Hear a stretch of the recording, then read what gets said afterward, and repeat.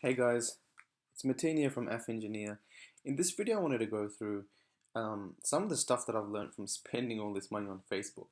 I've spent almost $200,000 on Facebook. You can see this is one of my accounts. I've spent 177,000, and I have another one which I can't show you because if I log out of this one, I mean I'll have to log out of this one to show you that one.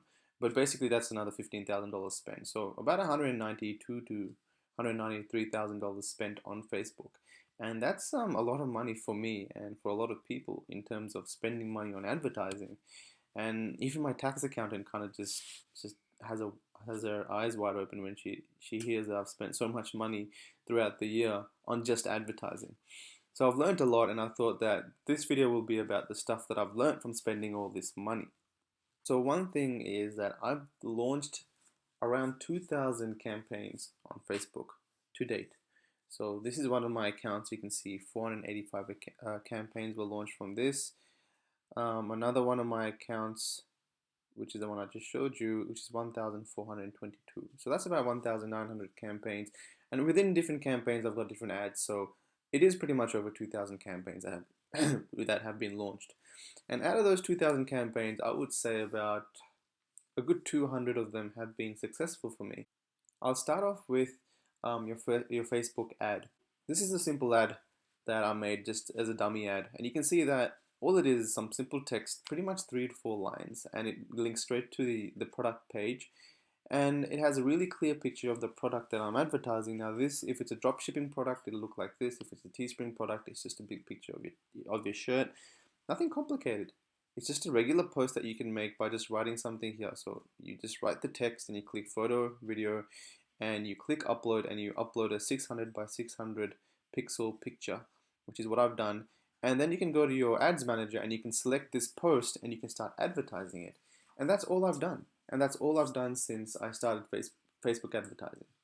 So that's Facebook advertising in terms of what it looks like on the outside. Now I wanted to go through the back end kind of analytical aspect of Facebook ads. One thing that people do is pretty much they'll do the type of advertising that is very common, which is known as PPE, page post engagement, which is selecting the post that you want to boost or advertise and selecting page post engagement as your goal objective. So what Facebook does, it sends you the type of traffic that's going to engage with your ad the most. That's pretty good. It's worked really well for me, but it's more the data that I want you to look at that defines a product as having potential or not having potential. So this cost here is how much you pay for each action. If you were to read that, the average you paid for each action associated with your objective. So an action could be a like, a share, or a comment. And this is how much you paid for that. Now I can get these down to about 5 to 6 cents, and that usually means it's a pretty good campaign for me. But not all the time. Sometimes what you find is it's a very socially shareable campaign. People like the concept of it. You might have a really witty quote that people find really funny and that's why they're sharing it. What you want to be looking at is another metric that isn't on this page. You want to be looking at a metric. So this is the page post engagement cost. You want to be looking at this metric. Now this metric I've added manually by customizing the columns, and it is the cost per unique click to link. So basically how many people, or yeah, how much you're paying for each person to actually click this link. Clicking like and commenting and sharing is one thing. That doesn't necessarily mean people are interested to buy your product, but people clicking on the link, that's something different. They're exiting Facebook to check out the product that you have for sale. So the lower this cost, the better. You can see that sometimes it's been under 50 cents, sometimes less than 30 cents for some of my campaigns. I've spent, in the thousands for some campaigns, and it's varied a lot. Sometimes it's like 25 cents, sometimes it's over $2. So at the end of the day, sales defines everything. If you're getting more sales or more revenue than um, your cost, then that trumps everything. Even if you're getting a really crappy cost per click, cost per unique link, you got a successful campaign, keep running with it. But generally speaking, you want to get this under $2. Um, like I said, this one's over $2.67, so it still turned out to be a profitable campaign. Probably because the people that clicked to see the campaign most of them actually went out with a purchase, so it probably had a really high kind of conversion rate. Usually the conversion rate is somewhere between 5 to 10%. And if you're working with something like that, then you really want these to be under $1. Under $1 means it's usually pretty good. $1.50 is usually what you would get. And basically, this is how much you're paying for people to go to your website. So how much you're paying for a visitor to come to your website and check out what you have to offer.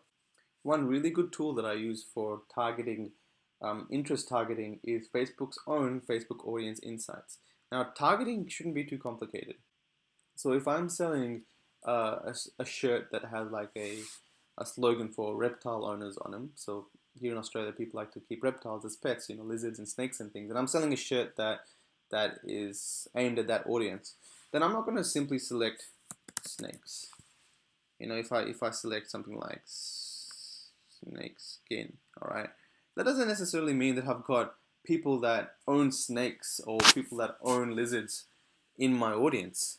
That just means I have people that kind of like the concept of snake skin, all right? Like if I were to have something like lizards, all right, lizard animal, that's a really crappy interest to target.